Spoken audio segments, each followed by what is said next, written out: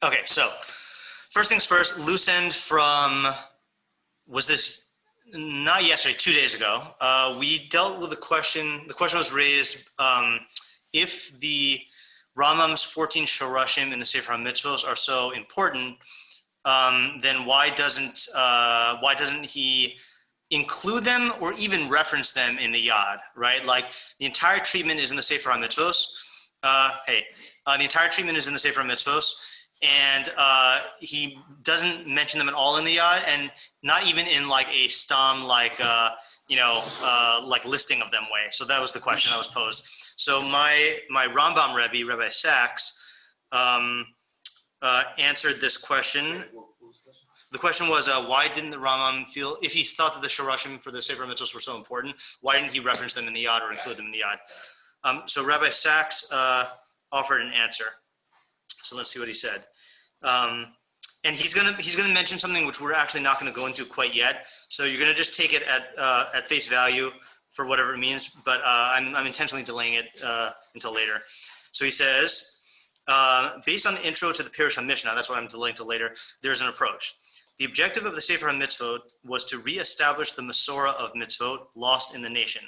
This required reinvigorating recognition of the mitzvah entities. That is why Moshe gave us the mitzvot, by identifying the 613 and building halacha on the intuitive understanding of those. This is the common denominator of Sefer HaMitzvos, Mishnah Torah, and Pirush HaMishnah. Kol HaMitzvos shenasnu lo l'Moshe b'Sinai b'Ferush nitnu. That's the Rambam's opening, or one of his opening lines in the Mishnah Torah. So all the mitzvahs that God gave to Moshe at Sinai, he gave them with their perush, with their explanation. Rabbi Sachs goes on, the shorashim are like a grammar-based approach to language for a non-native speaker. They are alien to the way language is naturally acquired, but needed for one who is not a native speaker. However, the objective of both grammar and the natural language is intuitive ability to formulate one's world in speech. So too, the shorashim seek to restore intuitive recognition and ability to speak about the things which are mitzvot as known actions in the world. This awareness of the mitzvot is picked up by the intro and list of mitzvot in the Mishnah Torah. So what I got out of that is that there was a Masorah of mitzvos, which included mitzvah awareness, or like knowledge of what a mitzvah is, that started with the very first formulation of Torah Sheba'al Peh, which was Moshe, formulating things at Sinai in his explanation to the people. And that was passed down through the nation, but then somewhere along the line got lost, which now it makes sense why, not make sense why, but like it adds like the needed like gravitas to the Rambam invoking Yeshayahu 29. Like, it's not like Rambam was invoking that to point to the authors of the Sefer HaMitzvos per se. He's saying that there is going to be a certain deterioration of mitzvah awareness in the nation that's going to lead to them looking at the Torah as a sealed book. So by the time it got to the Rambam, he saw that people's views of mitzvahs were so messed up that he needed to restore it. And the process of restoring it involved, I like Rabbi Sachs' analogy, it involved like a very artificial, from the inside out, structural explanation or presentation, which was the shorashim. And the goal is to get the mitzvahs to be intuitive like they once were. And if people hadn't lost the Masorah, he wouldn't have even needed to touch that, which is why in the Mishnah Torah, after he's, addressed that, I think our answer still stands that for the Chachamim, like the Chachamim of the generation need that. But once he's established that, so then going back into the shorashim would be like a further lapse into a non-intuitive, artificial way of looking at things. Better off in a book about halachos to just present the mitzvos as in accordance with the correct number. So it'd be like, grammar is still valuable for us to learn, but like in the same way that if you go to a native English speaker and you start speaking in grammar speak, like talking about all the different particular structures and stuff, it feels very foreign to them. And you really are articulating the categories of the mind, and like it's necessary, to, if those are in question, to like talk about them, but the goal is to speak the language. And by the time we get to the Mishnah Torah, then because you've gone through the Sefer Mitzvos, then you're already at that point. So he's expecting you to go through the Sefer Mitzvos. It sounds, that's still a question in my mind. He's expecting the I'd say one or two things. He's expecting the people who are teaching the nation what mitzvos are to go through the Sefer Mitzvos. And I guess if you're a lost sheep on your own in need of that kind of shepherd, then you should go through the Sefer Mitzvos. But it sounds like if a person just got the Mishnah, let's say a person had not been corrupted by these miscounts of the mitzvos, and they just approached Taryag fresh from the Mishnah Torah, sounds like that would accomplish its goal in learning the language, so to speak, of the mitzvos without the need to like entangle yourself in all those things. Yeah. You know, like if you were starting from a neutral position as opposed to from a corrupt position. And that step I'm saying because he doesn't even refer to those shorashim in the Mishnah Torah. Yeah. So that was a tie up from that end, or tying up loose ends from that end. Okay. What was the final reason that he put B'Shem Hashem Kol Olam? Oh, so that's what we're gonna take up now, right? So what did we have yesterday with B'Shem Hashem Kol Olam? So according to the Rambam, that means that Hashem is the God of eternity, which means that he created time, and you have to say that because if you understand time correctly, time is a feature of the physical world, and you can't have time without substance, without physicality. And therefore, if you were to try to say that God created the world, but not time, you'd be positing the eternity of something, of some existence other than God. So Hashem is the God of time. So that was what the Rambam says. And then I theorized based on that Yechezkel Kaufman book that it is I don't know if this is his goal or if this is just the result. He's really refuting the complete underpinnings of a pagan worldview, of an Avodah Zarah worldview. So in the Avodah Zarah world, there's us and then there's the gods in this larger realm. And that puts certain limitations on the gods. It gives room for many gods. It makes the gods subject to certain deficiencies. It creates the possibility of magic, which is tapping into the properties of that world in a way that gives you godlike power. And by saying that Hashem is the God of like the entire framework, he's not just the God of the world, he's the God of time itself in which the world exists. So then that is asserting that God is the true, king of reality, the true there's no framework outside of God. All the framework exists from God as a creation. That's hu makomo she'olam ve'ein olam makomo. So that was what we said yesterday. We did not answer why this is the beginning of all the Sfarim. I theorized also that like this is not referring to God as the giver of Torah or halacha, but it's really the most humanitarian is the wrong word, but I'm like the way of framing God as like related to all human beings. But I don't know if that's why he started it. So that's what we're going to still try to work on today. Yeah. Okay. So let's do Hilchos Avodah Zarah because, like I said, that came up at the end. I didn't even know that the Rambam quoted it there, or I'd forgotten. So we're going to do Hilchos Avodah Zarah Perek Aleph, where the Rambam goes through the entire history of Avodah Zarah. Part of that being the Rambam's rediscovery, Avram's rediscovery of Yichud Hashem, and that's where we see this in context. Okay, so we were going to do this anyway, obviously, once we got to that part in the Mishnah Torah, but no time like the present. Okay, so here we go. Oh, and you know what I'm going to do? I'm going to display this on screen, but I'm going to use my fancy schmancy new Rambam with the that I was talking about this morning, and in case we need to use the side guys. We use the side guys. Okay, so here we go. Okay, so B'mei Enosh, Tau b'nei Adam, Taus Gedola. So in the days of Enosh, who was Adam HaRishon's grandson, right? Enosh ben Shes ben Adam. People made a big mistake. The Nivara Atzas Chachmei Os of Ador. And, Avodah Zarah after Deos before Tshuva. And the council of the Chachamim of that generation became foolish, from like Be'er, with an ayin as fool. Enosh also made a Toim, and Enosh himself was one of the errors. He was one of the people who erred. V'zo haisa ta'usam, this was their error. Amru, they said, Ho'il v'hakel bara kochavim elu v'galgalim elu l'han higas ta'olam. Since God created these stars, side note, by the way, is that we translate them as stars, but really planets is really what they're referring to. So since God created these planets and these spheres, lahan higas olam, in order to govern the world, unasanam b'marom, and he placed them on high. Because remember, they thought that the spheres control all of the earthly motion. That's what we talked about earlier. V'chalak lahem kavod, and he gave them kavod, meaning by giving them this important job. V'hein shamashim hamashamshin lafanav, and they are the ministers who minister before him. Ru'uyin l'shabacham u'lefaram u'lachalak lahem kavod. So it's proper for us to, or for them, for the Dor Enosh, to praise and glorify them and give them kavod.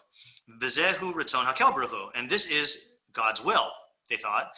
L'gadel u'lechabe mi shegidalo v'chibedo, to glorify and honor the one who he glorified and honored. K'moshe HaMelech rotze l'chabed avadav v'ha'omdim lefanav.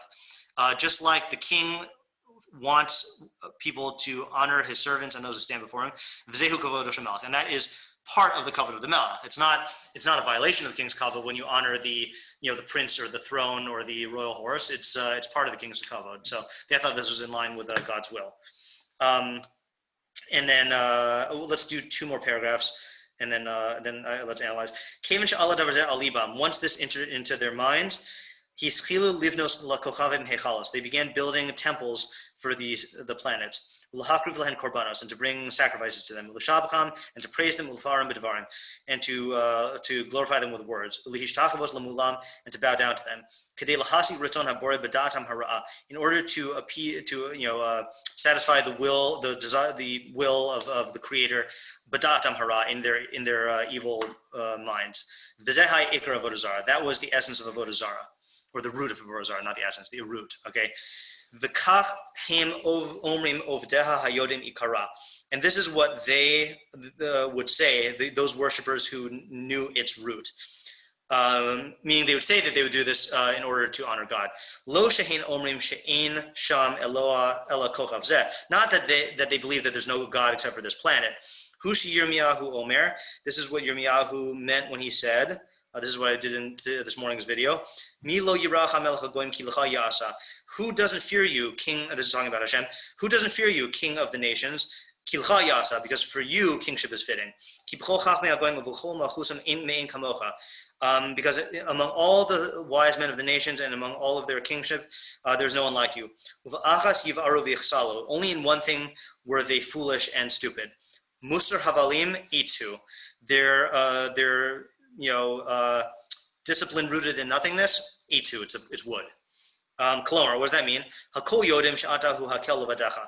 Everyone knows that you are the God alone. Aval ta'usam uksilusam, but their mistake and their stupidity, shemedamim shezeh hevel rutzonachahu, is to imagine that this nothingness is your will. Mm-hmm. So that's the origin of Avodah Zarah, right? So the question is like this: let's see if we get clear. So what exactly was their mistake? Because it sounds like the mashal is a good mashal, right? The king does, want you to not only honor literally just him, but things associated with him as part of his honor. And we do that too, right? We honor the Sefer Torah. That's actually a mitzvah. We honor Talmidei Chachamim, not because they are deserving of honor. Really, nothing is deserving of honor, but because they are vehicles of Kavod Shemayim. And that's actually, since we're doing Rambam Bekius, skip to, go to Sefer Kedusha, and go to Hilchos Shchita, and go to the last parak. The first of you to get the page number can say it to the other one.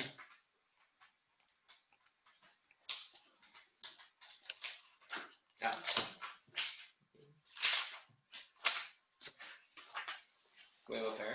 Last parak in Hilchos Shchita. It's really the last parak in Sefer Kedusha. I should have said that.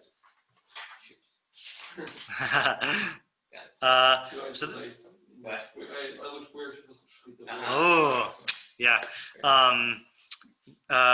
So this is a kisui hadam, right? The mitzvah to cover the blood. So he says, when you cover the blood, lo yichase baraglo ela biyado. You shouldn't cover it with your foot, rather with your hand, o b'sakin o b'kli, or with a knife or with a tool.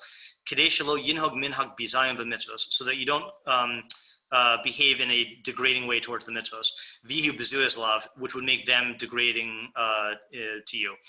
She'ein hakavod la'atzman shel mitzvos, but the kavod is not for the mitzvahs themselves, ela lamishit tziva bahen baruch hu. But the kavod is for the one who commanded them. Blessed is he. V'hitzilanu milamashesh b'choshech, and he saved us from groping in the darkness. V'arach osam ner liyasher hamasim, and he arranged them as a lamp to straighten our actions. V'or lahoros nasinas yosher, and a light to instruct us in the paths of uprightness. V'cheinu omer, similarly it says ner laragli devarecha v'or lenasivosai. A lamp for my feet is your word, and light for my path. So same thing here, right? Is that we do honor the mitzvos, but not because of them. The honor is really for God. So what's the difference between what we did and what Dor Enosh did? And what's so mistaken about it? Or foolish about it? He even calls it foolish. Nothing, right? All right, let's go. Well, we're listening to God. They are making up their. Yeah. So that's my theory. Okay. I think there's well, I'll say my theory and then I'll say another answer. Okay. My theory, my understanding is that God is not like anything. Okay, we'll I guess read that when we do Hilchos Avodah Zarah, all right?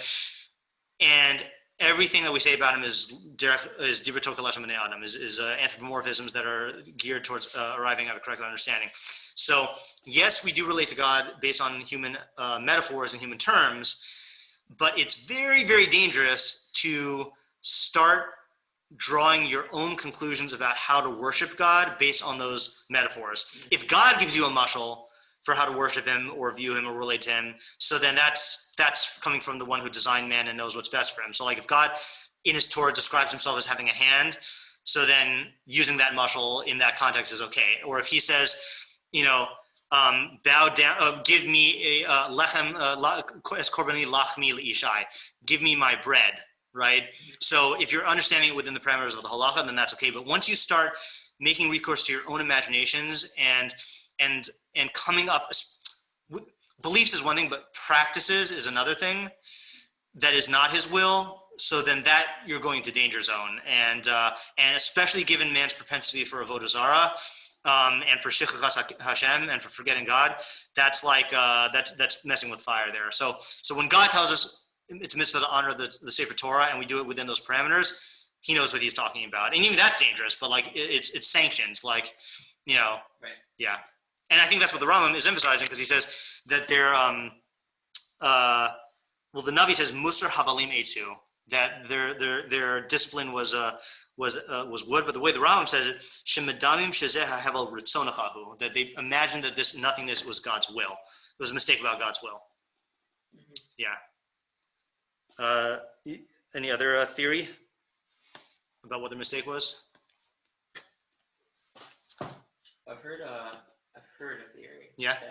That it's basically that, not that it's a mistake in God's will, but that they themselves were fine, but the Hamon or the later generations would be right. Sorry about it. Yes, yeah. That I think is the other way to take it. Is we're going to see in the next couple halachos that because of their actions, then even though they had the right idea, it caused God to be forgotten among the Hamon, and it could be that their mistake was that this was a bad idea. Not that there was anything intrinsically wrong with the idea of using the mashal of the king, but that thinking that that this is going to be able to be sustained among the Hamon, and that was foolish. Yeah. I think the first answer is more compelling from the Rambam's text, but yeah, I think that I've heard that answer also. Right. Yeah. I've heard it like in context of like more Nebuchim, like apparently it sounds more like that. Oh, interesting. Yeah, I don't know particularly what it's referring to, but I also don't know a little more Nebuchim. I want to look up one thing also, in case I have it here. I just stopped sharing the screen in order to find this. Hold on.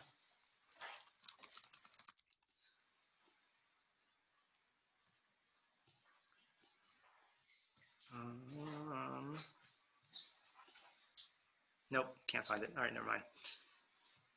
Okay, so that was, oopsies. So that was phase one in the development of Avodah Zarah. Okay, next. Oops, I lost my page. Hold on. All right, so next stage is as follows. Avodah Zarah. Hilchos Hagoyim. I think I know what you're going to say about What? Hashem. Oh yeah? Yeah. I don't even know what I'm gonna say. What do you think I'm gonna say? I have a shot, I guess. Yeah, go ahead. That I guess if the mistake of Dor Enosh is coming up with their own like idea of Ratzon Hashem and going off on their own path, Mm-hmm. then maybe what Abraham was doing and what the Rambam is doing when he's bringing down the halacha Yeah. is presenting the real God, Ratzon Hashem. Okay, that sounds plausible. All right, let's see. That's definitely flows from what we're saying. Okay, next. I'll use the online version until we need this. Okay. After a lot of time went by. I don't think these are like. I don't think this means as we went into the summer months. Amdu b'bnei Adam nabiyei sheker. So there arose among mankind false prophets. V'amru sha'kel tziva lahem v'amr lahem, and they said that God commanded them and said to them, "Ivdu kochav ploni o kol kochavim." Worship this planet or all of the planets. V'hikrivo lefana lo,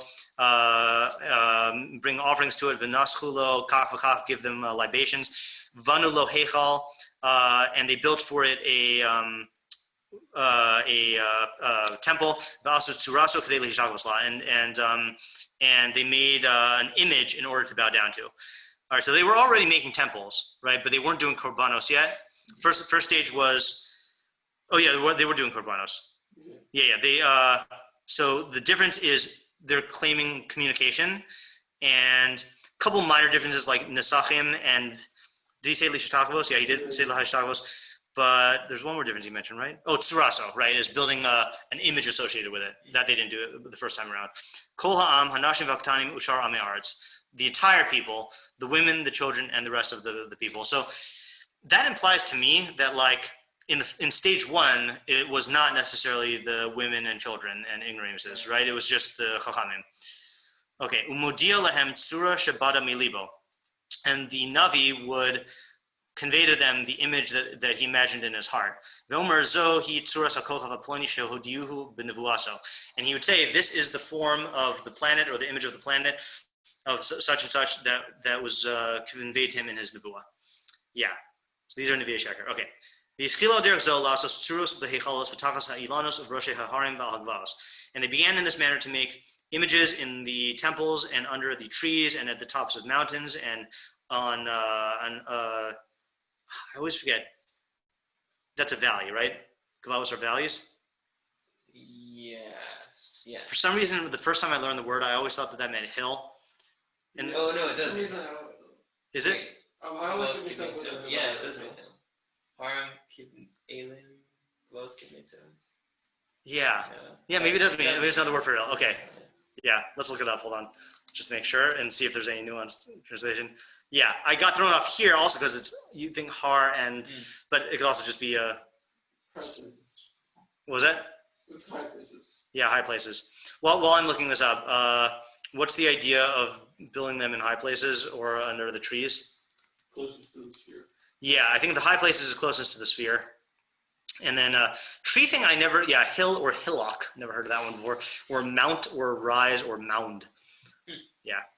I feel like building at the top of the mound is not very impressive. No. Big mound. Yeah. Under trees, I mean, I assume it has something to do with nature and vitality and like growth, but like, I don't know, something about like on the tops of hills you could imagine that feeling very religiously satisfying. Tree, I just don't personally relate to so much. Yeah, like the village lives to the temple on the top of the mountain. Yeah. Okay, they would gather and bow down there. So now it's like a public worship. Now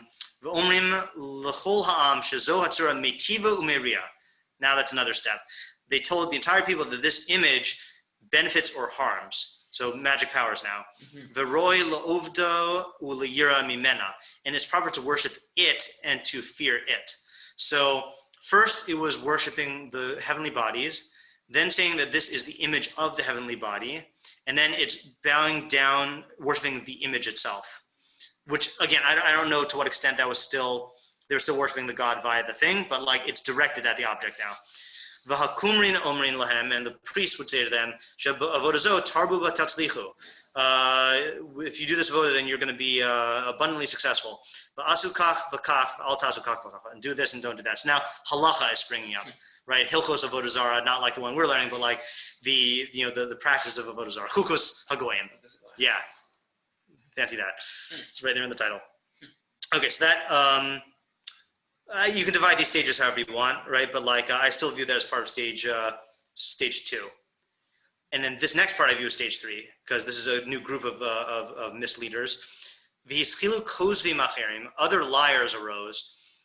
Lamod v'lomar arose and said, Shakov atma o hagagal atma o hamalach diber imahem v'amar lahem yivduni b'kach v'kach. So then they said that this planet itself, or the sphere itself, or the malach, spoke with them and said to them, Yivduni b'kach v'kach, serve me with such and such. V'hodia lahem derech avodas, and it taught him its way of worship. Asu kach al tasu kach, do this and don't do that. So what's weird about this is like he uses the lashon of nevuah before, right? Nevi'e sheker, and now he's just saying kozvim, and saying he's describing nevuah, right? Like these things are talking to them. Well, the first one was he was saying they were trying to get nevuahs from Hashem. Oh, from Hashem, that's right. Yeah. These guys are saying The thing itself is talking. That's true. Yeah. I glossed over that. That was bad. Yeah. So first one was they were claiming to be Nevi'e Hashem. This is now that the Hashem is now out of the communication picture. Yeah, they're saying they got a message from like a quote divine source. Yeah. He's not using the term Navi because they're not even paying him. Right. Upasha davar, although later on he does use Navi to talk about Avodah Zarah, but just not here. Upasha davar zeh b'chol olam. This matter spread throughout the entire world. La'avodas hatzuros v'avodas mashunos zomizo, to worship the images with avodos that are different from each other. Ulhakriv lahen ulhishtachavos, and to bring korbanos to them and to bow down to them. So that spreads through the world. Okay. And more time passed. Nishtakea Hashem hanichbad hanor mipi kol yakum umidatam. The name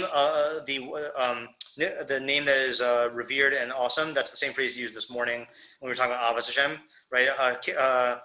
Hakela nichbad b'hanora. So that became forgotten from the mouth of anyone who arose. I don't know why it says haikum, and from their minds, v'lo hikiru, and they didn't recognize it. V'nimsu kol am haaretz v'hanashim v'aktanim.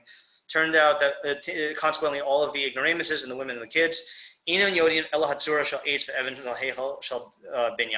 only knew of this image of wood or stone and this temple that's of the building, that they were trained from youth to bow down to and to worship, and to swear in its name. Yeah.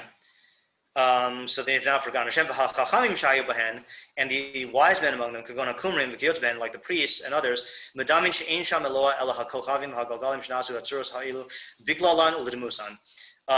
so they imagined that there is no God other than these planets and spheres, for which these images were made for and in their likeness. So they have now also forgotten God. About Tzur HaOlamim, but the rock of ages, Lo hayasham makir v'lo yodo. There was no one who recognized him or knew him. Elei chidim ba'olam, except for individuals in the world.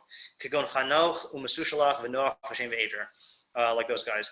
And whenever I read this in high school, people are shocked because I think people are under the impression that everyone forgot Hashem and Abraham rediscovered it and reintroduced it to the world. You know, so like, yeah, it's true he rediscovered it because he didn't have connection with these guys, and it's true he publicized it in the world, but it's not like everyone forgot Hashem, right? According to the Rambam, at least. And also, if it's like possible to figure out God through your mind, then it's not crazy to say that other people. Right. Yeah, but it's Yechidim, like what, 5? 1, 2, 3, 4, 5. Yeah, I don't know if those are the only ones, but yeah. What? He used Olam to mean world. Yes, yeah. It's funny because in the same sentence he uses it to mean eternity and world, right? Tzur HaOlamim is eternity, and Yechidim Ba'olam is in the world. The al derech zo hay ha'olam misgalgal v'holech ad shenoldu amudo sha'olam, and in this manner the world continued to revolve and go until the pillar of the world was born. Shu Avram Avinu Alav Hashalom. namely Avraham Avinu. Yeah. Okay, so now we get to Abraham. Wait, question before we go there. Yeah. What's the significance of him using this, like using Hashem Hanechva Banora? Like it's. Yeah, I don't know the significance. I just noted that he did use it. He uses it. Let me just check. I mean, he used it this morning by Avas Hashem, and then I think. Let me just see if he uses it by Shem Hashem. This is a TV show. This is me wearing a commercial break. Yeah. Oh, this is good. No, I guess he doesn't. He just used it. Hold on, I'm just going to make sure I'm not imagining. Hakel hanichba hanor v'zeh. Yeah. So this revered and awesome God. Yeah. You know, Rambam I know is intentional enough that there probably is a reason why he frames God in certain ways at certain times. Yeah. I noted it, but I didn't know. I don't know why. Yeah. You had an idea or just a question? Yeah. Okay. So now we got Kevin Nigmal Asan Zeh. Once this this strong being, Asan, right, was weaned, he's schil, which I never quite got why you had to mention the weaning thing. I mean, maybe that's just an approximate age. Yeah, he was really young. Yeah, he's very young, yeah. And I think, if I don't remember if the Rambam says this or if this is just like facts that I know. You know when weaning age was in those days? It was like around 6 or 7. 5, 6, or 7, like much later than what we think of as weaning age. So he began to probe with his mind while he was still young. And he would think by day and night. And he was astonished. How is it possible that this sphere rotates constantly? Without anyone to guide it. And who rotates it? It's impossible for it to rotate itself. He didn't have any teacher or anyone who informed of anything. He was entrenched in urkastim among the foolish of the Avodah Zarah. So this is something that I also have to point out when I'm teaching my students who aren't familiar. Like the Rambam makes it seem like the question Abraham asked was like very simplistic. Like, how could this turn without a turner? You know, and we're going to see that he arrives at the conclusion that God exists. But this Rambam is referencing a. I'm going to close this. Rambam is referencing a what do you call it? A philosophical argument called the prime mover argument, which this author, what's his name? There's this Catholic guy. Aquinas? No, modern Catholic guy. I'm just blanking on his name. Not Ed Harris, that's the actor. Ed Ferris? No. Pharisee? No. Ed Ferris. Hold on. Edward. Ed the Pharisee Catholic. Weird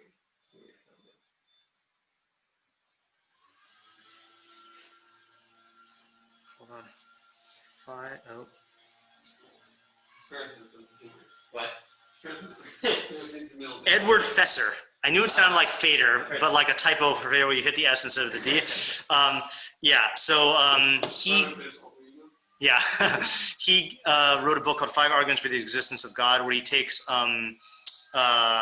ancient philosophers' arguments and then like explains them in terms that like are rational to modern thinkers and like addresses questions that modern thinkers would raise. So he gives a really good presentation of this prime mover argument that involves, rigorous going through of all the steps and the premises and stuff. But like Rambam is just doing like a 1-sentence summary of like the line of reasoning, but Rambam is not saying that this was Abraham's sole proof, Yeah. So if you're interested in that, then check out that book or ask me to go over the PowerPoint that I made of it. Okay. Yeah, no, don't say that. All right. So the Avi v'imo v'chol ha'am ovdim avodah zarah. So his father and mother and the entire people worshipped avodah zarah. V'hu haya ovedim ma'im, and he worshipped with them. V'libo mashotit umevin, and his mind probed and understood. Ad shehisik derech ha'emes, until he attained or apprehended the way of the truth. V'havin kav hatzedek, and he understood the line of righteousness. Here, this is where this book will come in handy. Let's see what it says by the kav hatzedek. I never understood what that exactly means. This is what halacha gimel in the standard thing is. It doesn't say. Don't know what the kav hatzedek is. Yeah, with his good mind, from his good mind. V'yada she'esham eloka echad, and he knew that there was one God. And he's the one who causes the sphere to rotate. V'hu bara hakol, and he created everything. V'ein b'chol nimsa eloah chutz mimeno, and there's no other God aside from him. So that was the discovery. V'yada shekol ha'am toim, and he knew that the entire people erred. V'davar shegaram lahem l'taos, and the thing that caused them to err is the fact that they were worshiping these planets and these images until the truth was lost from their mind. And Avraham was 40 years old when he recognized his creator. So I think there's it's like a machlokas in the midrashim, right, about whether he discovered God as a little kid or as a 40-year-old. And so the Rambam reconciles it by saying he basically started his exploration when he was a kid, but then he reached the culmination when he was 40. So it was a long time. Another reason why you can't just say that this one question was like his proof, Right. Yeah. Yeah, because it sounds kind of like a question of 3-year-old, like. Yeah. Like maybe not 3-year-old, but. Who makes the sun set? Like that kind of, yeah. Eureka, God exists, yeah. Kaven Shehikir Viada, once he recognized and knew. Hischil lahashiv tshuvos al bnei urkastim, v'la'aroch dini mahim. So he began to stage refutations or disputations of the citizens of Urkasdim, and to Laroch Dini Mahim, I think is to set up like public debates. I don't think it means like legal din. He began to sue them for misleading him as a kid. V'lomar she'ein zo derech hames, to say that this is not the path of truth. She'atem holchim ba, that you guys are following. V'shibur hatzlamim, he broke their statues, famous. V'hischil lahodia la'am, and he began to inform the nation, the people, she'ein roi la'avod ela le'loka ha'olam, that it is only proper to worship the God of the world. And to him it is proper to bow down and to be makriv and to give nesachim. Rambam doesn't say this, but that might be the original mizbachos, right? That he built a mizbeach and vikra sham b'shem Hashem, but not kill Olam yet, because that sounds like what he's doing. He's proclaiming and he's doing mizbeach activities. Kadeshi yakiruhu kol habruim habayim, so that all future people would recognize v'roi la'abed u'l'shaber kol hatzurus, and it's proper to destroy and break all of the images. Kadesh lo yitu b'hen kol ha'am, so that the people don't err. Kamo elu she'im medamim, like these people who imagine she'in sham eloka ela elo, that there's no other God aside from these. Yeah, so this is stage 1 of Abraham's public teaching of the Derech Hashem. Right. So that does make it sound like a main, like one of the big issues with Avodah Zarah is sort of not intrinsic, but that it makes you forget about God. Yes, exactly. In fact, there's here's a spoiler alert. There was a Shavuot shir, one of the last like full-length Shavuot shirs that Rabbi Chait gave, and the main svara was that the definition of Avodah Zarah was like a mishakeach es Hashem, like a thing that makes you forget God, or an action that makes you forget God. Obviously it was a whole shavuot here, but shirchas es Hashem is the main thing. And you're right, is that there's there's like a, what do you call the relationships where both them, like a symbiotic relationship between them forgetting God, which creates like this vacuum where other beliefs creep in, and then that further makes you forget God, and then like it feeds on itself until God is totally forgotten. So is there also an intrinsic benefit to like bowing down to an idol? Or it's our intrinsic No! like intrinsic harm? In bowing down to an idol? Intrinsic. For that particular individual, was it? Or With what belief? I don't know, that it's gonna help you recognize God better or something. Right. So that I guess gets back to that original question of like, what was the mistake of Dor Enosh? Right. You know, like if you take the second approach that we mentioned, that the mistake was not seeing where this would lead, so then you could argue that there's no intrinsic harm to bowing down to it. But if you're going to say it's the first one, then that's also not intrinsic, right? The first mistake is just thinking that you can know what God's will is without him telling you. Right. You know, and again, just to bring a proof here, I mean, if you look at the Rambam's formulation of the Nigum Karim in Chelek, the fifth ikar, he says, the fifth ikar, which is commonly called Avodah Zarah, but it's really like more than Avodah Zarah. So the way he defines it there is Hayisod HaChamishi shehu yis'alehu asher roy la'avdo u'laromamo u'lafarsim gedulaso u'mashma'aso. So is that to only to God may be exalted, is it proper to worship, to exalt, to publicize his greatness and his obedience? Okay, there's that. The ein osin kain lamash lamata mimenu b'metzius. We do not do this to what is below him in existence. Min hamalachim v'hakochavim v'hagalgalim v'hayesodos v'chol ma shehurkav mehen. To the angels, to the planets, to the spheres, to the elements, and to anything made of elements. Okay? Lefi shekulam mutba'im b'pe'uloseim, because all of them are entrenched in their actions. Ein lehem shilton v'lo b'chira ela ritzono yis'aleh. There is no, they don't have any dominion or any choice except his will. And we don't make them into intermediaries to reach him through. Rather, to him we should direct our thoughts and abandon everything else other than him. So the problem with that, or not the problem with that, the bearing that this has on your question is, we do bow down to people, right, in certain circumstances, and we praise people, right, and the Rambam says you shouldn't do this to anyone else, So, however you reconcile it, I think it's hard to say that there's an intrinsic harm in bowing down to something other than God. The harm is going to have to come from what you imagine about God's will or from the effects of it. I don't think there's anything intrinsic about it. Got it. Yeah. It could also, just to also, you could sort of combine the two.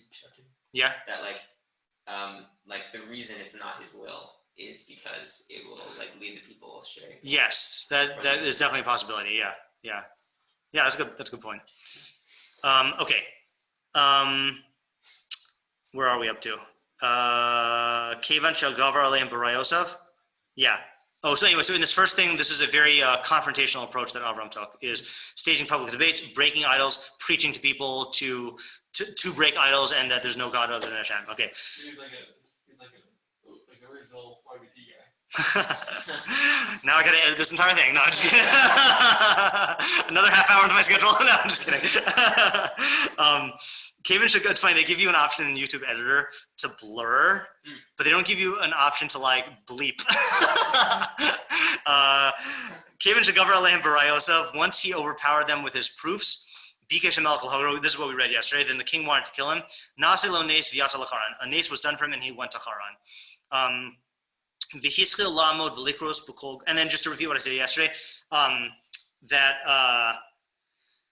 he doesn't say what the nace was, and there is good reason to believe that the Avos didn't have open miracles. That the first open miracle was, or first open miracles were really for Moshe Rabbeinu to get Bnei Israel out of Egypt.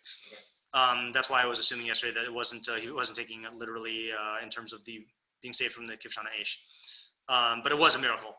V'hischil lamod v'likros b'kol gadol l'chol ha'am. And he began arising and calling out in a loud voice to the entire people, to teach them that there's only one God for the entire world, and to him it is proper to bow down, or to worship. He went and gathered people from city to city and from province to province, whatever, until he reached Canaan, and he called. Boom, that's our pasuk. Okay, so we got to figure out what that meant and what that means, but then this is what we're trying to contextualize. Okay, and when the people gathered around him and asked him about his words, he would teach each and every one according to his mind until he brought them back to the path of truth. So that's a different approach. That's not confrontational. He's not breaking things anymore or setting up public debates. That's it's individualized. It's not l'chol ha'am. It's to yechidim, and each one in accordance with his psyche. So it sounds like Abraham's derech changed also, and this time it was successful. Until they were gathered unto him thousands and myriads of people, and these are the men of the house of Abraham. I think this is what the pasuk refers to as Ves hanefesh asher asu b'charan. Although this doesn't say, well, it says Eretz Canaan, but yeah, I actually don't know the timeline. I shouldn't say the nefesh asu b'charan. V'shasa b'libam ha'ikra hagadol zeh. He planted in their heart this fundamental, the fundamental principle. This fundamental principle. I think by ikra gadol he's referring to ikra gadol shal kol talui bo, which is what he calls the idea that God of God's existence. Anochi. That's what the Rambam refers to it in Yesodei Torah, Perak Aleph. V'chibur bo sfarim. He wrote books. Only we had those books. V'hodio liYitzchak beno, and he taught this to Yitzchak, his son. V'yashav Yitzchak malamin u'machzir. And Yitzchak sat and taught and returned people to the good, to the idea of God. V'Yitzchak hodio liYaakov u'minahu lilamed. And Yitzchak taught Yaakov and appointed him to teach. V'yashav malamin u'machzir kol hanil v'milav. And he sat and taught and returned all those who were attached themselves to him. So this is like the setting up of the Masorah, right? I mean, sounds like with Yitzchak, it was not a minui yet. It wasn't an appointment. But then with Yaakov, he appointed him. Right. Okay, and he continues to use that lashon. The Yaakov Avinu limed banav kulam. Yaakov Avinu taught all of his sons. V'hivdil Levi uminahu l'rosh, and he taught Levi and appointed him as the head. V'oshivu b'yeshiva l'lamed derech Hashem, and he set him up in yeshiva to teach the derech Hashem. V'lishmor mitzvos of Avraham, and to keep the mitzvos of Avraham, which he doesn't mention here. He mentions that in Hilchos Malachim. V'tziva es banav shelo yafsiku mi b'nei Levi mamuna achar mamuna k'dei shelo yishtakeach halimud. And he commanded his sons that among the b'nei Levi that it should not cease appointment after appointment, so that the limud would not be forgotten. V'haya hadabar holech u'misgaber b'bnei Yaakov, and the matter continued to spread, to go strong with b'nei Yaakov, u'v'nilvim aleim, and with those who attach themselves to them. V'nasis b'olam uma shehiudas Hashem. So this is a high point. There became in the world a nation that knew God. So that's a high point. Stop, relish it for a second. Then until the years that Israel spent in Mitzrayim, the long years, v'chazru lilmod maseim, and then they went back and learned their actions, v'lavod avodah zarah kamosan, and to worship avodah zarah like them, chutz mishevet Levi, except for the tribe of Levi, she'amad b'mitzvos avos, who stood by the mitzvos of the avos, umi olam lo avad shevet Levi, avodah zarah. Food? Yeah. Wow. Crazy. Yeah. And shevet Levi never worshipped avodah zarah. Ukamat kat haya, and I always wanted to look this up because kat with a chap and a taf means group, and I always was not sure whether kat. This footnote says kamat kat is zman muat. Never heard of that kat before. Yeah. So in a little time, ikar sheshasal Avraham nekar, the fundamental principle that Avraham planted was uprooted. V'chozrin b'nei Yaakov l'taus ha'amim v'ta'yisam, and the children of Yaakov returned to the error of the nations and to their straying. Ume'avas Hashem osano, but out of the love of Hashem for us, umishomru es hashavua la'Avram Avinu, and out of his keeping the oath to Avram Avinu, asa Moshe Rabbeinu v'Rabban shel kol hanavim v'ushlacho. He made Moshe Rabbeinu, and who is Rabbeinu and the Rabban of all the Nevi'im, and he sent him. Moshe Rabbeinu, and once Moshe prophesied, Ubachar Hashem b'Yisrael l'nachla, and God chose Israel as an inheritance. Hichtiram b'mitzvos, he crowned them with mitzvos v'hodiyam derech avodaso, and he taught them the way of his avoda. Uma yihye mishpat avodah zarah v'chol hatomim achareha, and what is the law regarding avodah zarah and all who err after it? And that's the story of Avraham Avinu. Side question, which I've never gotten a satisfactory answer to, is why is this not told in Torah Shebechsav? right? All you have is Avram, and his genealogy, and then suddenly Hashem speaks to Avram. I actually was just listening to a shir. Oh, yeah? I mean, answer that. Which shir? remember? It was Hazinu. Hazinu. Okay. Hazinu shir. All right. When you're done listening to the shir, I'd like to hear what he Okay. what he says. If you can paraphrase it. Okay. Yeah. Okay. So the question is, does this help us with our question of the B'Shem Hashem Kel Olam and why he starts with this? I mean, one thing you see from here, I think, is the Shem Hashem is the key thing that this whole story revolves around. I think we were thinking when we were talking yesterday of Hashem himself, but the Shem Hashem is the central thing that was, forgotten and then restored and then forgotten again. That's true. And it seems like you pointed out, that it's like that's when he started calling that out. That was like a change of focus, and also like that was when his success actually started.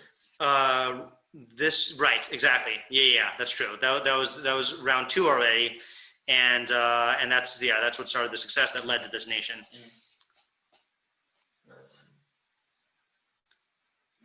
Oh, I saw one thing I just wanted to mention. This is not the Rambam, but yesterday I mentioned at the very end, Kel Olam, that Kel means power. And so I was just browsing through the Mefarshim, and the Ramban actually gives that as his interpretation of this pasuk.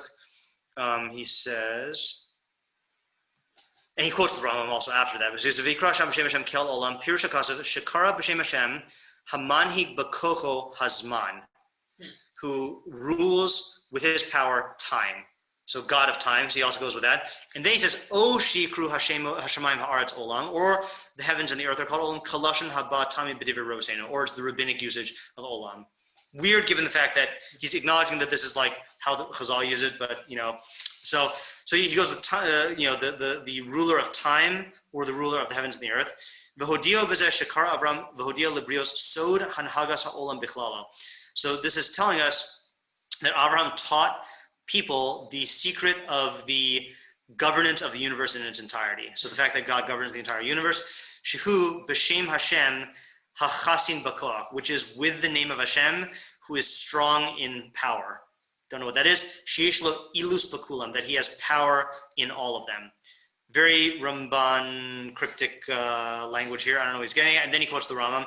V'harav hamor amar b'mor hanevukhem shu romez lekadmus hakel ki odia hayoso kadmon kodem lizman. The God is eternal and he came before time. And then aval unklos amar unklos just says vayikra shu tefila. Unklos just says he was mispalo. But back to the Rambam.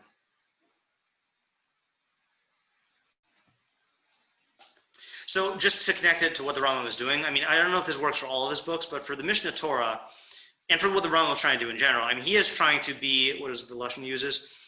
And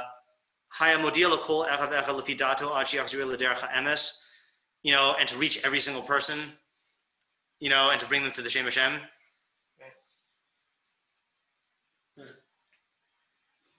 Yeah. So in that sense, Rambam is doing in his time in the Masorah, what Avraham Avinu was doing in his time, because everything is only back to Yedias Hashem. And that's also, I've heard that as an explanation of the the letters thing the Rambam does with the opening halach of Yesodei Torah. Yesod ha-Yesodos ve'amud ha-Chachmos. Oh, what is it? Oh, Yud. Yeah, Yud Kei Vav Kei, yeah, and it should be bolded. I think I assume it's bolded, which I think I just want to read what they say on this. That the Yesodei ve'amud ha-Chachmos. I'm just going to see if my footnote comments on the fact that he bolds those things. No. But yeah, I'm pretty sure the Rambam himself bolded those letters, and I've heard that that's the. I think Rabbi Zucker gave the explanation that that means that all knowledge is meant to lead you back to knowledge of Yud Kei Vav Kei, and that's why the Rambam embeds it in the opening of the Mishnah Torah.